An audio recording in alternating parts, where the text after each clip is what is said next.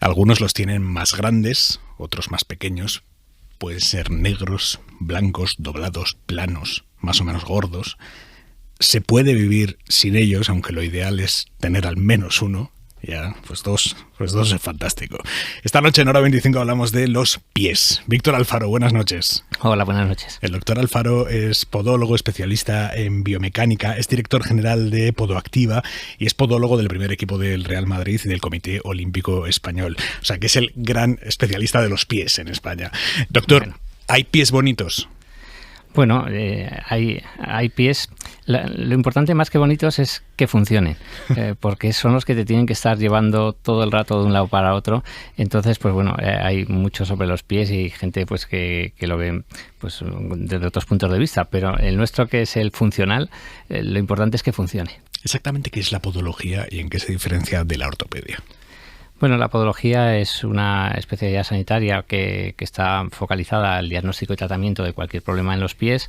Es una carrera, pues igual que otras carreras, pues como pueda ser medicina, fisioterapia o cualquiera del campo de la salud, que está creciendo mucho, que tiene muchas competencias, porque es verdad que un podólogo, pues hay distintas facetas en las que te puedes especializar. Yo en mi caso estoy más especializado en podología deportiva, pero hay compañeros que están más especializados en cirugía, puedes prescribir medicamentos, o sea, tenemos las mismas competencias que tendría un médico, pero en la parte del pie, o sea, seríamos como el especialista de esa parte. ¿Los deportistas machacan mucho sus pies? Pues los deportistas, en la mayor parte de deportes sí, pues porque tienen mucho que ver. Hay, bueno, pues algunos pocos deportes que el pie no tiene tanta incidencia, pero en la mayoría, en los que a casi todo el mundo le viene a la cabeza, pues los pies son importantes y sí, se llevan lo suyo.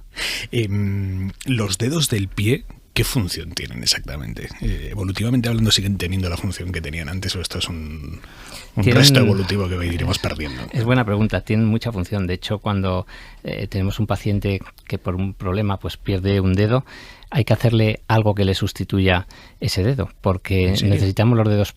Nosotros cuando caminamos, dar un paso, que es una cosa que parece así, que la haces sin pensar, pues pasan tres cosas que son bastante importantes y que pasan en un segundo. Es cuando tú tocas el suelo, lo tocas con el talón, ese es el primer rocker de la marcha, y en ese momento el pie funciona como una especie de palanca rígida. En el segundo momento es cuando el pie se aplana contra el suelo, y ahí es donde toda la articulación del pie, que tenemos 33 articulaciones, se mueven para absorber el impacto. Y un tercer momento que es resupinar, que quiere decir que vuelves a convertir tu pie en una palanca rígida, y los dedos ayudan a ese momento de despegue. Si tú no tienes dedos, no puedes generar ese último momento del paso, o sea, no podrías despegar correctamente y tendríamos que hacerte algo que te sustituyera tus dedos. ¿Y con 4 dedos no se puede hacer? Sí, con 4 dedos se puede hacer, si uno de los que faltan no es el primero. O sea, el primero es imprescindible para caminar. El primero, o sea, es el gordo. El gordo, que por eso es gordo. Es mucho más fuerte que el resto porque es el que te propulsa en el último momento. Lo último que queda de un pie contra el suelo es el pulpejo del primer dedo, si caminamos bien. Entonces, sin ese primer dedo, pues hay que hacerte otro primer dedo artificial para que tú puedas despegar. Y es verdad que si te falta alguno de los otros, tenemos que hacer algo para rellenar ese espacio, porque si no lo que van a hacer es deformarse los demás. ¿Y por qué hay gente que tiene el dedo gordo tan gordo? Bueno, eso ya depende genéticamente, cada uno pues somos de nuestro padre y de nuestra madre y depende un poco de, no hay que, o sea, puede deformarse un dedo por sobreuso en una determinada profesión o algo así, pero lo normal es que cada uno tengamos nuestra anatomía, no hay un motivo aparente. Y el pequeño, hay auténticos dedos pequeños muy atrofiados. Bueno, muy el pequeño para adentro, se atrofia mucho porque sufre mucho el efecto del calzado. O sea, es difícil ver un niño recién nacido o con pocos meses que tenga el dedo pequeño deformado. O sea, y en caso de que lo tenga es muy fácil llevarlo a su sitio. En cambio, en adultos mayores y si nos hemos calzado regular, o sea, en chicas, por ejemplo, que hayan abusado más de un calzado con una punta, pues hace que ese dedo pequeño es el que más sufre, porque además es mucho más débil que el primero y es más fácil de usar y de sacarlo de su posición. ¿Por qué salen juanetes? Pues bueno, el juanete tiene un motivo principalmente mecánico. O sea, es decir, el juanete tú heredas. Muchas veces vemos un paciente que dice, bueno, mi madre tenía juanete, mi abuela tenía juanete, y espera que le salga el juanete como el que espera un autobús. No has heredado el juanete, has heredado la forma de pisar que va a hacer que te salga un juanete. ¿Cuál es esa forma de pisar? Pues que el pie sea más valgo de la cuenta, o sea, que tengas a aplanarlo más.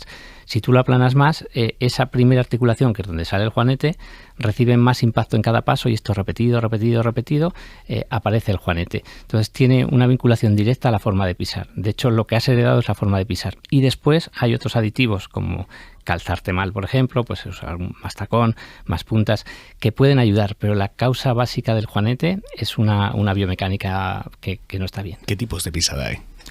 Pues bueno, fundamentalmente se habla así en grandes grupos de dos tipos de pisada, que sería una pisada más pronadora, que es que el pie tiende a aplanarse más, o sea que el pie se cae más hacia adentro cuando vas a una tienda. O sea, apoyar más la parte de dentro del pie. Se te cae el pie hacia adentro, si metes que esa es la que nos generaría más ese efecto de generación del juanete. Sí. Pero ese movimiento es una parte natural del movimiento. Solo es patológico cuando se pasa de rango, pero que el pie se aplane en el momento que tú tienes todo el pie en el suelo es normal. Eso que decíamos al principio en ese segundo apoyo del pie, el pie se tiene que aplanar. Si alguien lo ves correr y dices que el pie se te va hacia adentro, tiene que ir hacia adentro, porque eso es lo que te está salvando la rodilla. Otra cosa es que tiene que ser un rango razonable. Y lo contrario sería supinar, que es llevar el pie muy hacia externo. Hacer demasiado arco.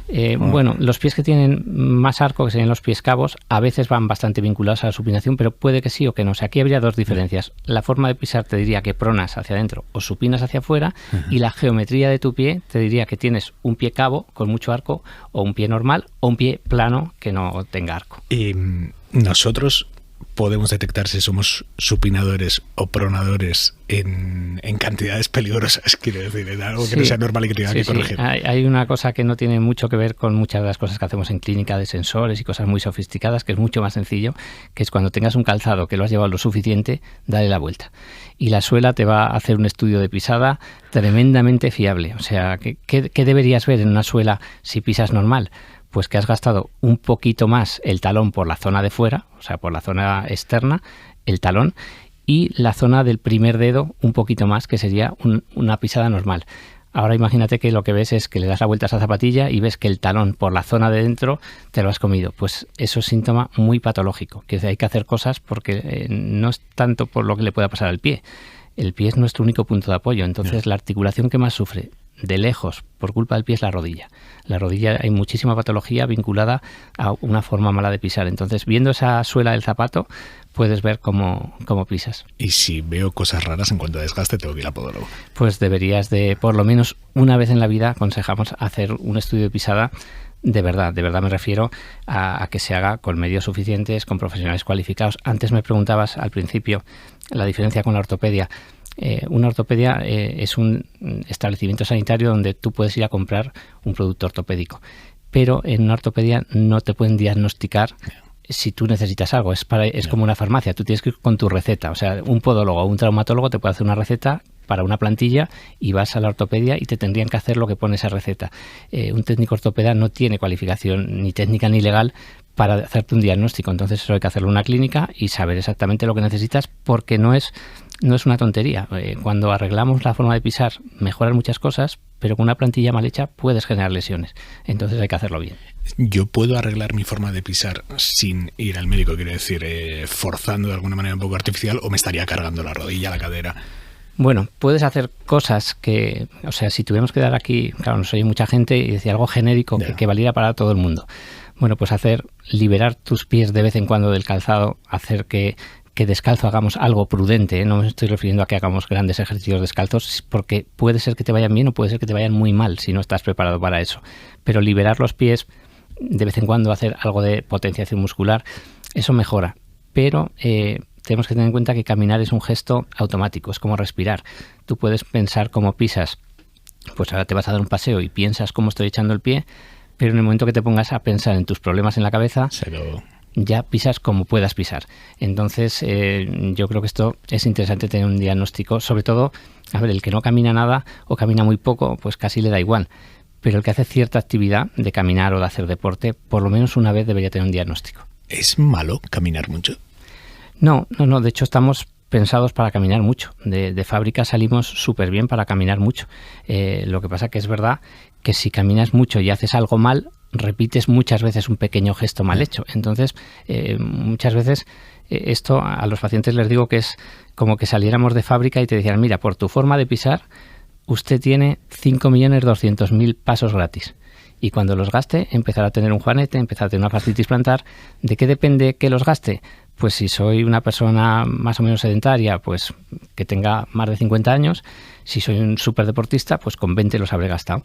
Entonces, depende mucho la intensidad que tú le pongas a caminar para que necesites más o menos ayuda. Pero en teoría estamos diseñados para caminar y de hecho es el mejor ejercicio que podemos hacer. O sea, el mejor deporte es caminar, es el que va bien para casi todo. ¿Y cómo notamos si andamos mal? Pues bueno, una primera forma sería ver el desgaste, o sea, un desgaste muy exagerado de cualquier zona del zapato, de la zapatilla, ya nos dice un dato, y después escuchar nuestro cuerpo. O sea, si tú dices, mira, yo empiezo a caminar, me gusta mucho salir y cuando llevo 10 minutos andando me empieza a doler siempre la rodilla en la cara externa. Posiblemente tu pie se aplane más de la cuenta y eso nos está castigando esa zona externa de la rodilla. O cuando llevo un rato caminando me empieza a doler el talón, o cuando paro me duele mucho, cuando estiro un poco ya me duele menos, pues puedes estar haciendo una fascitis plantar. Tenemos que escucharnos, o sea, porque lo normal no es que duela nada. O sea, lo normal es que tú camines y eso sea una cosa muy placentera. Cuando el hecho de caminar se convierta en que algo nos está saltando alguna alarma, pues puede ser un motivo para decir, pues igual lo estoy haciendo mal. O mirar el propio pie y que tengas una callosidad muy recurrente en el mismo sitio. O sea, tú haces debajo del primer dedo una callosidad siempre, pues es porque esa callosidad solo es la defensa de la piel a la presión. O sea, lo que está haciendo tu cuerpo es, me estás metiendo más presión aquí y me protejo haciendo piel más dura. Eso es el callo, no es más que una protección a un aumento de presión. Pues bueno, eso también nos dice algún dato. Los callos hay que tratarlos siempre. Los callos hay que entender sobre todo que es indicador de una presión mantenida en un sitio. Y deberíamos intentar buscar la solución permanente, porque quitarlos es sencillo, pues quitas el callo y ya está. Pero claro, si no has cambiado nada más que quitar el callo, con toda posibilidad volverá a aparecer. Entonces, lo que sí que quiero aprovechar pues la posibilidad de tener altavoz para contraindicar totalmente los callicidas, o sea, decir, cuando, sobre todo en pacientes mayores que tienen un callo y que puede comprar en una farmacia un callicida y ponérselo, actividad con callicida es un ácido que tiene suficiente potencia como para que esa piel tan dura que es la queratina del callo la va a desintegrar. Imagínate lo que le hace a la piel sana de alrededor, o sea, te puede hacer una quemadura de segundo grado. Esto juntas en el algoritmo que sea un paciente mayor que no vea bien, que no llega bien y que tenga poca circulación y le puede volar un dedo por usar un callicida. Entonces, no usemos callicidas, se quita de vez en cuando, si hace falta tienen que ir al podólogo, se le quita y sobre todo entender eso, decir, ¿por qué me sale ese callo? Porque si me sale en el dorso de un dedo, con toda posibilidad es porque te estás calzando mal. O sea, necesitas un calzado más ancho que te roce menos, porque si no, no te saldría. Si sale en la planta, pues posiblemente es que estás pisando mal. Otra cosa que hagamos mal y que usted diga, ahora que tengo este micrófono voy a decirle a España que está haciendo esto mal. Bueno, seguramente mucho ojo a los pies no les echamos, salvo para verano que los enseñamos un poco más. Pero yo creo que si tuviéramos que quedarnos con un consejo sería que nos tenemos que calzar bien. O sea, el calzado es posiblemente el agente externo que más daña al pie. Porque, bueno, pues una cosa yo siempre digo, tu pie tiene que entrar en el zapato, y tiene que caber, y una cosa es que quepa y otra que lo hagas entrar. Pues te empeñas, lo haces entrar, pero tú te pones un zapato y lo llevas un rato y es incómodo, no debería ser tu zapato. ¿Qué cosas tengo que tener en cuenta a la hora de comprarme un zapato, una zapatilla en una tienda de zapatos? Pues bueno, una importante sería elegir el momento de comprarlo, que esto, claro, el que tenga una tienda y nos escucha dirá, hombre, no van a venir todos a última hora del día, que es lo que les voy a decir, porque hay gente que tendrá que comprarlos por la mañana. Pero si tuviéramos que dar un consejo así muy de libro, sería el zapato se compra mejor por la tarde, a final del día, que es cuando lo tienes más dilatado, cuando el pie se ha ensanchado más. No lo había pensado nunca, pero claro, tiene toda la lógica. Tú te lo compras a primera hora de la mañana, que tu pie te acabas de levantar y está pues mucho más recogidito, y a final del día a lo mejor ese zapato que te iba bien no te va tan bien. Entonces, el consejo debería ser comprarlos mejor a partir de mediodía para adelante. Elegir el ancho, porque muchas veces solo compramos los zapatos por un número, que es el que nos da la opción en el mercado. Es, oye, yo soy del 42.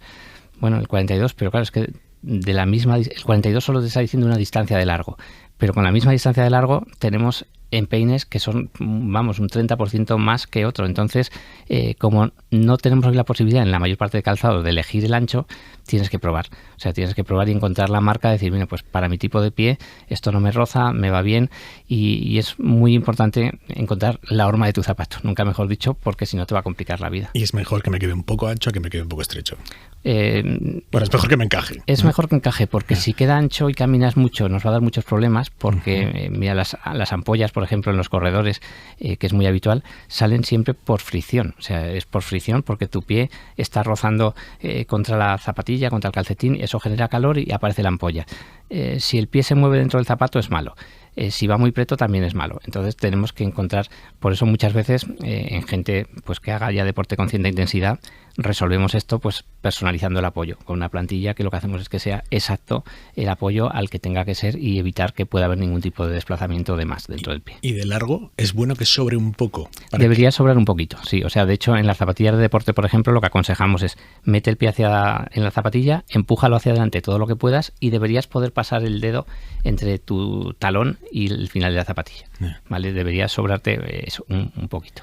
Las zapatillas, los zapatos que encontramos en el mercado, sus plantas están preparadas para que sean sanas o hay auténticas barbaridades. Me encantaría contestarte que sí, pero no. O sea, es verdad que no.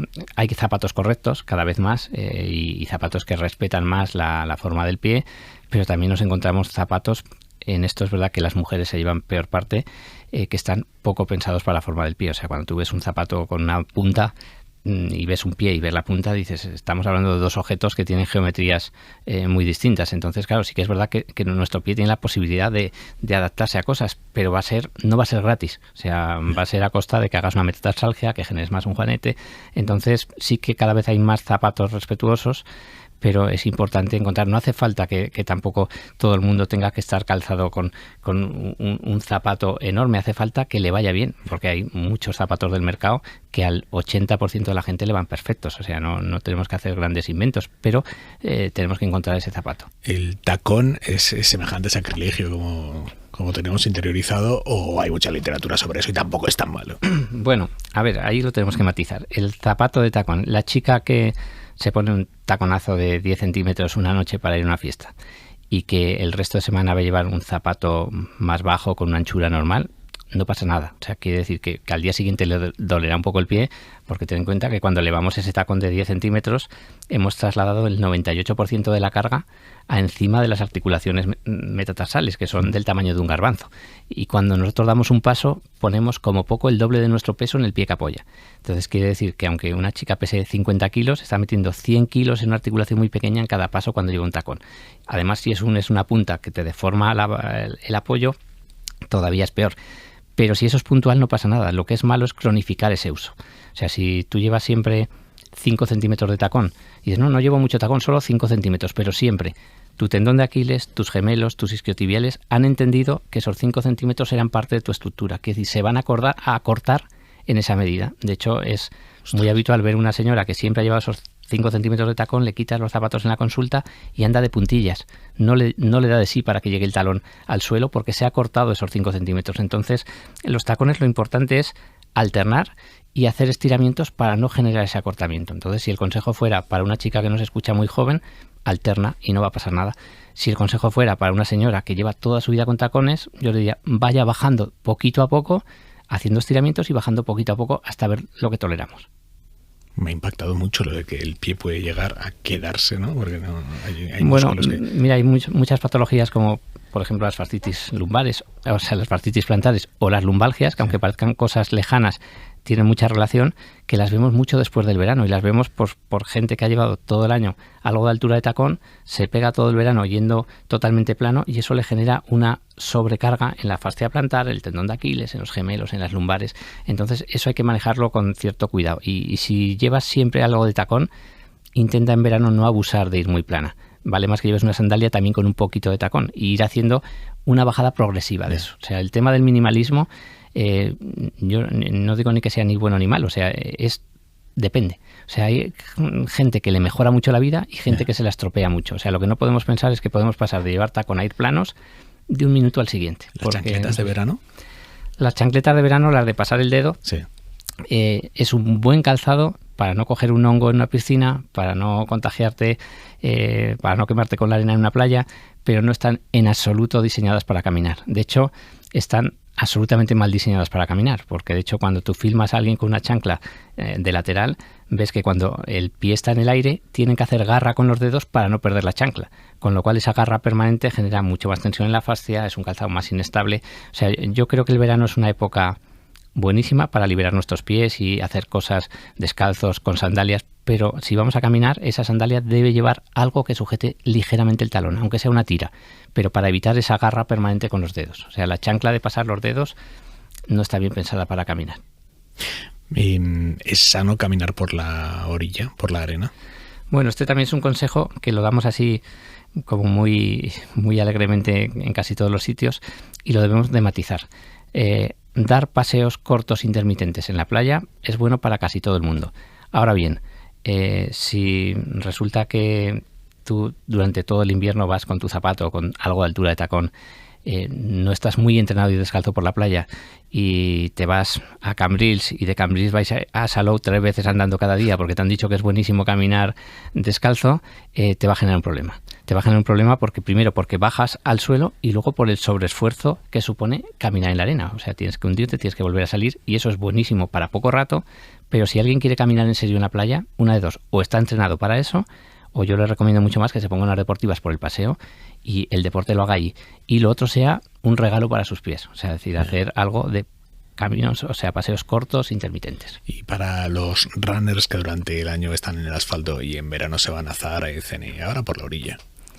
Pues tiene que hacer una adaptación. Tiene que hacer una adaptación y es muy posible que muchos de ellos se den cuenta de que no deberían hacerlo. O sea, porque si el drop de las zapatillas es la altura del tacón, ¿vale? En términos de correr, cuando ¿qué drop tiene esta zapatilla? Quiere decir cuánta diferencia hay del talón a la zona de delante. La mayor parte de corredores de fondo, los que corren distancia media y larga, llevan algo de drop. O sea, están acostumbrados a correr con algo de altura de ese tacón. Si de repente haces la misma carga de entrenamiento, pero bajando al suelo y descalzo, la carga muscular la multiplicas por muchísimo de un minuto al siguiente. Con lo cual, mi consejo sería disfrutar las vacaciones, puedes intentar ir haciendo sesiones cortas, pero no trasladar el entrenamiento que estabas haciendo en el asfalto a ir descalzo por la playa, porque posiblemente vas a tener un montón de problemas musculares y no hay necesidad. Entonces, yo creo que esto, el sentido común tiene que ser escuchar el cuerpo, o sea, no dejarte guiar mucho porque has oído que alguien dice algo o porque alguien en las redes dice, no, todo se cura haciendo las cosas descalzo. Bueno, hay gente que le va bien, hay gente que eso ha sido la causa de muchísimas lesiones. Entonces, cada cosa y cada paciente y cada pie es distinto y hay que ver lo que hay que hacer. ¿Y en casa tenemos que ir descalzos? En casa es perfecto ir descalzos, porque allí todo esto que estamos diciendo de la carga, hombre, en casa, a grande que tengas la casa, no vas a estar dando kilómetros por la casa. Creo que no hay riesgo, para el común de los mortales no hay riesgo. Entonces, es muy bueno liberar el pie, poder hacer cosas descalzo, eso es perfecto. Los niños que les dejen hacer cosas descalzos, no les va a pasar nada. O sea, con un calcetín, normalmente muchas veces a los pequeños se tienen mucho miedo, les va a entrar todos los males por los pies, se van a enfriar, no les va a pasar nada. Si tú tienes tarima en casa, una alfombra y con un calcetín pueden hacer cosas descalzo y les va a sentar de maravilla. Háblame de los calcetines, porque habitualmente nos fijamos mucho en las zapatillas, en los zapatos, y yo no sé si los calcetines afectan también a la salud de nuestros pies. Bueno, los calcetines son muy importantes y sobre todo cuando vas a poner tu pie en condiciones de mucha más solicitación, pues un corredor, por ejemplo. De hecho, hoy cuando vas a una tienda de corredores ves que hay muchísima tecnología y parece, dices, bueno, esto será marketingiano. Bueno, una parte posiblemente sí, pero hay mucho de realidad también. O sea, es verdad que hoy, antes decía un calcetín tiene que ser tejidos naturales. Hoy hay tejidos sintéticos que mejoran mucho las propiedades técnicas de algunos tejidos naturales. Entonces, depende de la actividad. Y es verdad que un calcetín de correr pues no tiene mucho que ver con un calcetín de andar por la calle o con un calcetín de jugar al tenis. Entonces, es verdad que hay que darle la importancia que tiene y equiparte en función de lo que vayas a hacer. Hablando de correr, más allá de los corredores semiprofesionales o gente que esté muy acostumbrada y muy bien preparada, el ser runner amateur, esto machaca mucho nuestros pies. Bueno, correr en la medida que tú puedas es un buen deporte porque tiene muchas ventajas, va fenomenal para la cabeza, lo puedes hacer tú solo, no dependes de otras cosas, no necesitas invertir mucho dinero. Ahora bien, casi todos los corredores lesionados que vemos en la clínica es porque están haciendo más de lo que posiblemente estaban preparados para hacer. Entonces, ¿qué quiero decir? Que uno tiene que iniciarse a correr si quiere probarlo, pues poco a poco, y lo ideal es que tenga, pues igual que, no sé, que cualquier otra cosa, tú coges a alguien que te enseñe a hacer algo, pues correr no es tan fácil como pongo un pie delante, uno detrás y ya corro.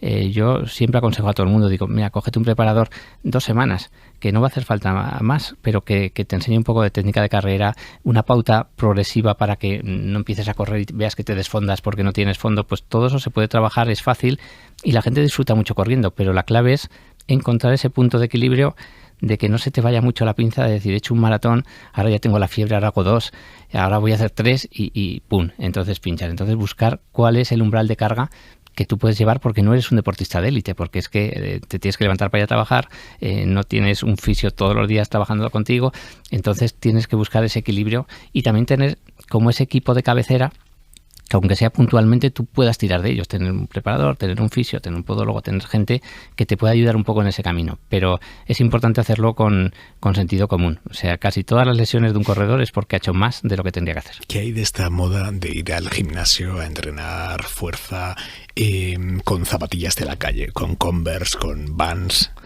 A ver, eso como cualquier otro gesto específico, pues habría que hacerlo con calzado específico.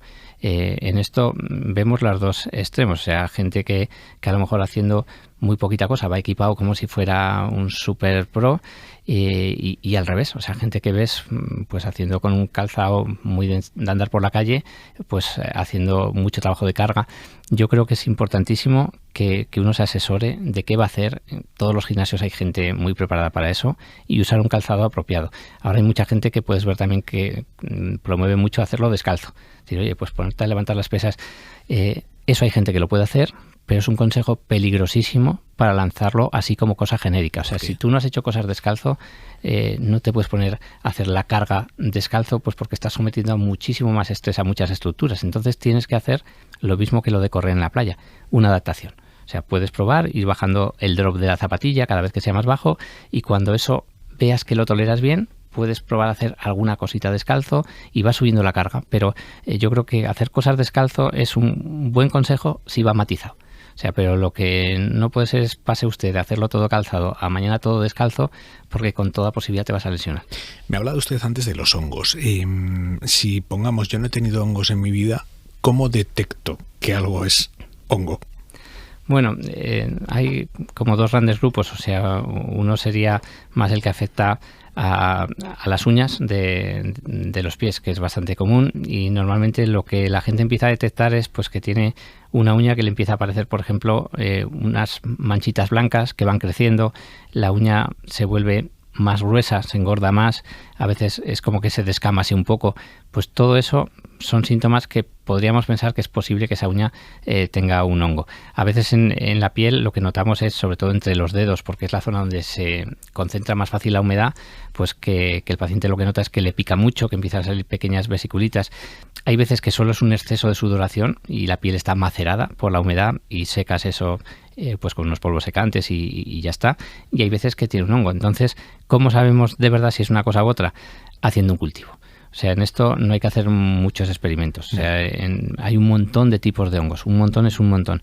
Es fácil dar la medicación equivocada si no tienes el cultivo. Entonces lo que hay que hacer es un cultivo, que es si es de la uña, coges un cachito de uña, lo mandas al laboratorio y el laboratorio te dice cuál es el hongo y entonces ya sabes con qué lo tienes que tratar. Pero es importante no dar muchos palos de ciego y afinar. Pongamos que mi hijo tiene hongos. ¿Nos podemos duchar en la misma ducha?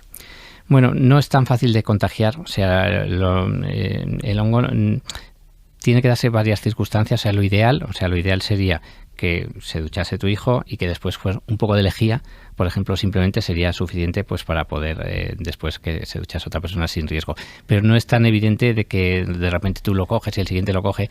Tienen que darse bastantes casuísticas y de hecho suele ser bastante habitual que tienes un niño que tiene hongos, su hermano se ducha en la misma ducha y no los tiene. A la hora de ducharnos, ¿hay alguna manera de lavarnos bien los pies? Bueno, sobre todo el intentar decir, ¿dónde es difícil de llegar? Pues entre los dedos, que es donde está la piel mucho más pegada, pues hacer el esfuerzo de separar dedo por dedo limpiarte bien dedo con dedo y, lo más importante, secarte bien. Hay que pasarse la toalla entre Hay que pasarse la toalla entre los dedos, porque es el principal motivo de que muchas veces a mucha gente le huelan más los pies. Es pues porque mantiene esa humedad mantenida. Si eso le junta que suda más de la cuenta, pues hace el caldo de cultivo perfecto para que los microorganismos estén ahí encantados de la vida. Entonces, secar bien el pie es fundamental.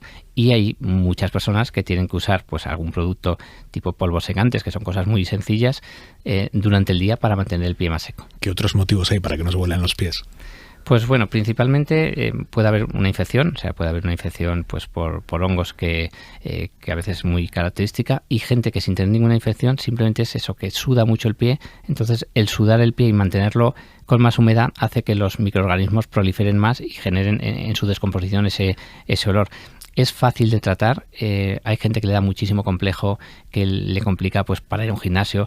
Bueno, yo lo que transmitiría es la tranquilidad de que tiene tratamiento, casi le pase lo que le pase. Entonces lo que hay que hacer es tener el diagnóstico. O sea, lo importante es, porque muchas veces, oye, que me seco bien, y pues es que a lo mejor tienes una infección que no está tratada. O sea, todo el mal olor de pies se puede arreglar. Se puede mejorar todo y eliminar al 100%, pues depende de los casos, pero hay muchas cosas para poder hacer que eso se mitigue lo suficiente para que alguien pueda llevar su vida normal. Al final, ahí muchas veces es un exceso de sudoración. Vamos de lo más sencillo, que es pues con esos tipos de polvos, con algunas fórmulas, vas haciendo que eso esté seco el pie, pero muchas veces lo que hay que hacer es tapar poro. O sea, tienes que hacer que sude menos el pie. Pues hay otras medicaciones un poco más complejas que hay que manejarlas para hacer que el pie transpire menos. Pues bueno, pues se puede hacer en casos que haga falta. ¿Esto puede ir por épocas, o al que le suda y le huele el pie le va a oler toda la vida? Bueno, hay épocas, y yo creo que todos los que somos padres y hemos pasado la adolescencia de nuestros hijos, pues allí claramente el tema hormonal afecta, y eso es así. Igual que hay ciertas patologías neurológicas que hacen que sea más fácil que eso pase. ¿Cada cuánto tiempo hay que cortarse las uñas de los pies? Pues bueno, la uña de los pies crece de forma continua. Lo ideal sería que una vez al mes, más o menos. Incluso más que cortarlo, en personas mayores lo que aconsejamos es limarlas. O sea, más a menudo, pero para que no tengan que usar un elemento cortante, que es mucho más fácil generarse, por ejemplo, una herida, y que esa herida pues se les pueda complicar. Lo que aconsejamos es limarlas cada poquito, o cortarlas, desde luego, sin cortar las esquinas, y las esquinas limarlas un poquito. Para que no se claven. Para que no se claven. Casi siempre cuando se clava una uña, el culpable casi siempre es el propietario del pie o el que se las corta, porque lo que hacemos es cortar la esquina, porque da la sensación de que así estás protegiendo más.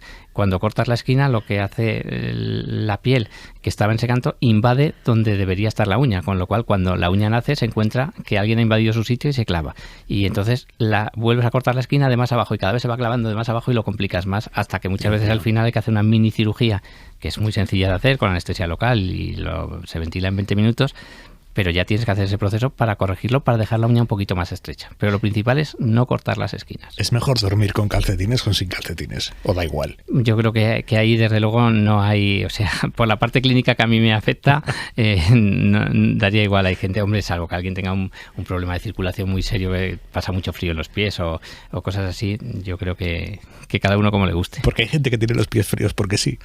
Bueno, porque si no, o sea, los tendrá fríos por algo, porque casi siempre porque tiene que ver, lo que regula la temperatura de nuestros pies es nuestra circulación sanguínea. O sea, la sangre llega al pie y tiene que volver al corazón.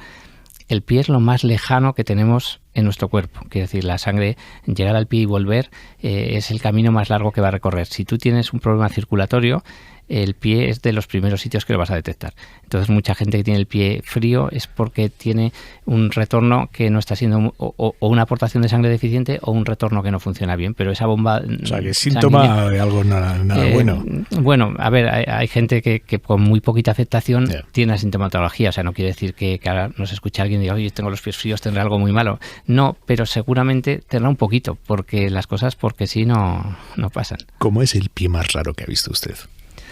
Bueno, es que claro, de que usted ha visto de todo. Cuando lo vemos desde este punto, muchas veces cuando ves un pie, pues que sería muy raro, para nosotros acaba siendo una cosa que te abre un reto distinto. O sea, cuando ves, yo que sé, a un deportista que apoya muy mal, o un chavalín que empieza a hacer deporte, que es muy torpe, que se cae mucho, y que tú le cambias la forma de pisar y que el padre te dice que ha dejado de caerse y que ya le vuelve a gustar el fútbol y que no sé qué, eso es la leche. Entonces, en verdad, nosotros lo que a lo mejor para alguien sería feo, para nosotros es una oportunidad mucho más de poder echar una mano. Recuerda, no me diga nombres, el caso más, el mayor reto al que se ha enfrentado en su carrera en cuanto a UPI. Bueno, no tengo así en la cabeza uno que digas, pues me acuerdo de tal. No, en verdad, pues cada día acabamos teniendo, claro, la ventaja que tenemos, fíjate, ahora llevamos ya, nosotros empezamos una consulta en Huesca hace 20 años. Llevamos vistos ya ahora más de 1 millón de pacientes. Somos una estructura grande de clínicas por todos los lados. En ese 1 millón y pico de pacientes hacemos inteligencia artificial para buscar cuando viene un paciente nuevo, un paciente idéntico, para saber cómo le hemos ayudado más, y eso hace que nuestros resultados mejoren exponencialmente. En esa base de 1 millón y pico de pacientes no encontramos nunca un paciente idéntico. O sea, encontramos un paciente que se parece bastantes cosas, pero no hay 2 pies iguales. Entonces, cada paciente que entra pues tiene lo suyo, y el que es de élite y tiene la responsabilidad de que es de élite, no va a pisar muy mal, porque si pisara muy mal nunca hubiera llegado a ser deportista de élite. Yeah. Y en cambio vemos personas de la calle normal que les cambias la vida por completo, porque era, oye, mi única historia era salir a pasear y he tenido que dejarlo de hacer, y cuando consigues ayudarle a que eso lo vuelva a hacer es muy satisfactorio. Digamos una cosa, ¿el tamaño del pie está relacionado con el tamaño de alguna otra parte del cuerpo? No tengo constancia. No tengo constancia. Es verdad que en los niños es verdad que cuando ves posiblemente que no corresponde su altura con el tamaño de pie que tiene, suelen ser niños que les sigue quedando un crecimiento todavía importante. O sea, que suele ir bastante comedido. Es difícil que veas a alguien canijo como yo que calce un 47. O sea, lo normal es que casi todo en esta vida va compensado. Ten en cuenta que son los cimientos de la casa. Eso está pensado para que al final vaya más o menos compensado. ¿Los podólogos tienen muchas filias con los pies? Bueno, supongo que habrá de todo. Yo lo que tengo es mucha deformación profesional. O sea, yo voy andando en la fila esta del AVE, en la recta esta, y no lo puedo evitar, que hay veces que me da ganas de tocarle en el hombro y decir, mírese esto que se va a quedar sin rodilla. Porque, bueno, ya lo sabe hasta mi mujer. A veces ya se me mira como diciendo, sé que te estás mirando cuando hay alguien delante que pone un pie torcido. Pero eso es que me estoy haciendo un poco viejo, debe ser. Víctor Alfaro, muchísimas gracias. Buenas noches. Muchísimas gracias a vosotros.